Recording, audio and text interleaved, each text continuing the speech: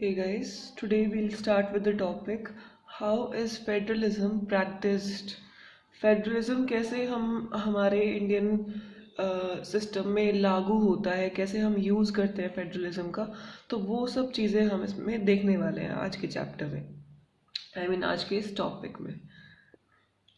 अब देखो, constitutional provisions जो होते हैं वो बहुत ही ज़्यादा ज़रूरी हैं फेडरलिज्म की सक्सेस के लिए, लेकिन सिर्फ कॉन्स्टिट्यूशनल प्रोविजंस होना इनफ नहीं होता है। फेडरलिज्म जो है उसमें हमने एक्सपीरियंस किया हुआ है फेडरलिज्म को इंडिया में सक्सीड क्यों हुआ है, उसका सिर्फ कॉन्स्टिट्यूशनल प्रोविजंस होना ही रीज़न नहीं है। उसके पीछे जो मेन रीज़न है कि हमारा जो इंडिया है उसका नेचर ही जो है वो डेमोक्रेटिक पॉलिटिक्स का जो नेचर है उसकी वजह से हमारा जो सिस्टम है फेडरलिज्म का वो ज़्यादा जो है कारगर रहा है। तो इसने इंश्योर किया है क्या, spirit of federalism, democratic politics के नेचर ने स्पिरिट ऑफ फेडरलिज्म को बढ़ाया है, रिस्पेक्ट दी है डाइवर्सिटी को एंड डिज़ायर फॉर लिविंग। इन सब ने एक शेयरिंग मतलब शेयर्ड आइडियल हैं ये सारे के सारे हमारी कंट्री में। तो अब फेडरलिज्म जो है और कैसे जो है बढ़ा है, या फेडरलिज्म हमारे कंट्री के लिए कैसे अच्छा रहा है और किस रीजंस की वजह से और ज़्यादा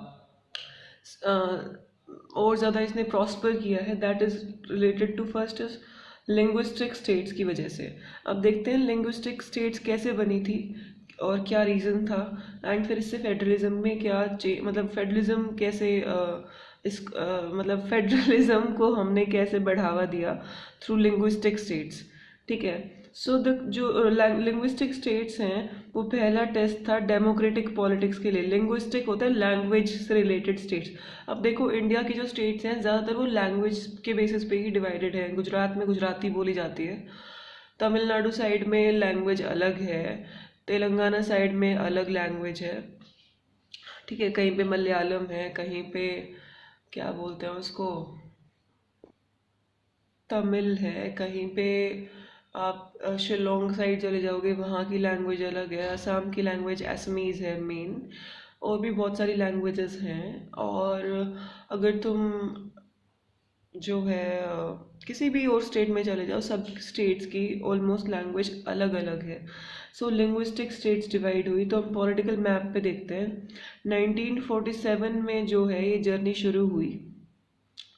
2006 तक तुम देखोगे कि बहुत सारे चेंजेस तुम्हें देखने को मिलेंगे, बहुत शॉक्ड हो जाओगे। तुम इन मैप को उठाना 1947 से लेके और 2006 तक के मैप को उठाना और देखना कि कितने चेंजेस तुम्हें देखने को मिलेंगे।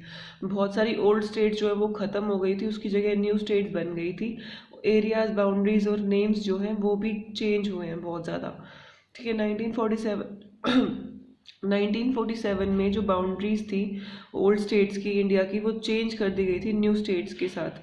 अब है कि ये किया गया था इंश्योर करने के लिए कि जो लोग हैं जो सेम लैंग्वेज बोलते हैं वो सेम स्टेट में रह सकें, कि सेम लैंग्वेज बोलने वाले लोग सेम स्टेट में रह सके। इसीलिए जो है न्यू स्टेट्स जो है वो बनाई गई थी। एंड जो कुछ स्टेट्स हैं वो लैंग्वेज के बेसिस पे नहीं बनाई गई थी, लेकिन रिकॉग्नाइज करने के लिए कि कल्चर, एथनिसिटी, ज्योग्राफी वहाँ की देखते हुए स्टेट्स को जो है डिवाइड करा गया था। जैसे नागालैंड, उत्तराखंड, झारखंड, यहाँ का कल्चर वगैरह सेम था तो इसलिए झारखंड बना दिया। ठीक है, तो कुछ स्टेट्स जो हैं वो लैंग्वेज के बेसिस पे डिवाइडेड नहीं है, लेकिन कुछ स्टेट्स लैंग्वेज के बेसिस पे डिवाइडेड है। जब डिमांड रखी गई कि भाई स्टेट्स जो हैं वो लैंग्वेज के बेसिस पे डिवाइड कर देनी चाहिए, तो जो बहुत सारे लीडर्स थे उनको डर लग गया था किस चीज़ से, कि यार अगर लैंग्वेज के बेसिस पे स्टेट्स डिवाइड हो गई तो क्या होगा, डिसइंटीग्रेशन, हमारी कंट्री जो है वो डिवाइड हो जाएगी और जो है सारे फिर अलग अलग जो स्टेट्स हैं वो ये कहेंगे कि हमें जो है कंट्री में नहीं रहना, हमें एक इंडिपेंडेंट कंट्री बनना है। ठीक है, सो जो सेंट्रल गवर्नमेंट है उसने रजिस्ट किया था, वो नहीं चाहती थी लिंग्विस्टिक स्टेट बनना। कुछ टाइम तक उसने मना करती रही कि नहीं, it is not right, it is not right. लेकिन एक्सपीरियंस ने ये दिखाया कि लैंग्वेज के बेसिस पे जो हमने स्टेट्स बनाई हैं उसने हमारी कंट्री को ज़्यादा यूनाइट कर दिया, ज़्यादा एक कर दिया, और एडमिनिस्ट्रेशन भी जो है उसकी वजह से इजी हो गया। बिकॉज अगर अगर एक स्टेट में सेम लैंग्वेज बोली जा रही है तो वील बी अवेयर कि हाँ चलो ये लैंग्वेज एरिया में हमें बोलनी है या इस एरिया में हम इस लैंग्वेज के थ्रू वर्क कर सकते हैं, लोगों को ये चीज़ समझ आती है। लेकिन अगर एक स्टेट में अलग अलग लैंग्वेज के लोग रह रहे होते तो उनके साथ कम्युनिकेशन करना बहुत डिफ़िकल्ट हो जाता। सो इससे एडमिनिस्ट्रेशन हमारा इजी हो गया। लैंग्वेज पॉलिसी देखते हैं क्या रही है। अब पहले क्या था यार, फर्स्ट मेजर टेस्ट था हमारा लिंग्विस्टिक स्टेट्स बनाना। सेकंड जो टेस्ट था हमारे लिए फेडरलिज्म के लिए जो टेस्ट था वो था लैंग्वेज पॉलिसी, कि भाई लैंग्वेज पॉलिसी होनी चाहिए। हमारे कॉन्स्टिट्यूशन ने जो है किसी एक लैंग्वेज को नेशनल लैंग्वेज नहीं बोला। हिंदी को आइडेंटिफाई किया गया था एज दी ऑफिशियल लैंग्वेज, लेकिन हिंदी जो है वो मदर टंग कितने लोगों की है, सिर्फ 40% लोग जो है इंडिया में हिंदी बोलते हैं, सिर्फ 40% पीपल। सो इसीलिए जो है दूसरी लैंग्वेजेस को प्रोटेक्ट करने के लिए क्या किया कि हिंदी के साथ साथ 21 लैंग्वेजेस को, दूसरी लैंग्वेजेस को क्या किस में डाल दिया गया, शेड्यूल्ड लैंग्वेजेस की लिस्ट में डाल दिया गया। कॉन्स्टिट्यूशन ने शेड्यूल्ड लैंग्वेजेस की लिस्ट में 21 लैंग्वेजेस को डाला। अब कैंडिडेट जो है एग्जामिनेशन में, जब हम एग्ज़ाम दे रहे होते हैं तो जो सेंट्रल गवर्नमेंट करवाती है वो जो है वो इन 21 लैंग्वेजेस में से कोई भी लैंग्वेज चूज़ कर सकता है। ठीक है, गवर्नमेंट का जो वर्क है वो takes place in official language of the state. उस स्टेट में कौन सी लैंग्वेज ऑफिशियल लैंग्वेज है उसके हिसाब से जो है वर्क चलता है।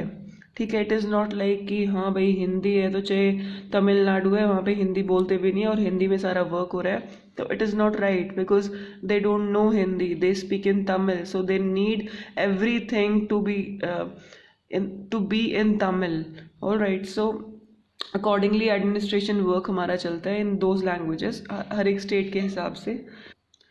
अब श्रीलंका में क्या था यार कि वहाँ पे मान ही नहीं रहे थे कि मतलब तवज्जो देना है, जो इंडियन तमिल्स थे लगा लो लेकिन हमारे लीडर्स ने ऐसा नहीं किया, बहुत ही ध्यान रखा कि जो है जो दूसरे सेक्शन ऑफ सोसाइटी है जो दूसरी लैंग्वेजेस बोलते हैं उनके सेंटिमेंट्स हर्ट ना हों। कॉन्स्टिट्यूशन के अकॉर्डिंग, हमारे संविधान के अकॉर्डिंग इंग्लिश जो है वो ऑफिशियल पर्पस के लिए यूज़ करी जानी थी। वो जो स्टॉप इन 1965 कि भी जो इंग्लिश का यूज़ है ऑफिशियल पर्पस के लिए उसको हमें बंद करना था 1965 में, ये कॉन्स्टिट्यूशन में लिखा हुआ था। लेकिन बहुत सारे नॉन हिंदी स्पीकिंग स्टेट्स थे, उन्होंने कहा कि यार इंग्लिश ठीक है, इंग्लिश को कंटिन्यू करो ताकि जो दूसरी स्टेट्स के लोग हैं जो इंग्लिश समझ पाते हैं वो उनके लिए ईजी हो जाए। तो तमिलनाडु है ये मूवमेंट जो है इसने वॉयलेंट फॉर्म ले लिया तमिलनाडु में, जो ये कि भाई इंग्लिश ख़त्म करके हम हिंदी को यूज़ करेंगे, ऐसा कॉन्स्टिट्यूशन में मेंशन था। तो तमिलनाडु के लोग जो हैं वो थोड़े से अग्रेसिव हो गए इस चीज़ को लेके। सेंट्रल गवर्नमेंट जो है उसने रिस्पॉन्ड किया ये एग्री करते हुए कि ठीक है इंग्लिश और हिंदी दोनों ही यूज़ करे जाएंगे ऑफिशियल पर्पस के लिए। ठीक है, बहुत सारे जो है क्रिटिक्स जो हैं थिंक कि ये सॉल्यूशन जो है इसने इंग्लिश स्पीकिंग जो लोग थे उनकी सेंटिमेंट्स को बढ़ावा दिया है, उनके सेंटिमेंट्स का ध्यान रखा है। तो बहुत सारी ऐसी चीज़ें निकल के आई थी इस टाइम पे। सो हिंदी का प्रमोशन जो है वो फिर भी जो है ऑफिशियल पॉलिसी रही गवर्नमेंट की कि हिंदी को प्रमोट करते रहेंगे।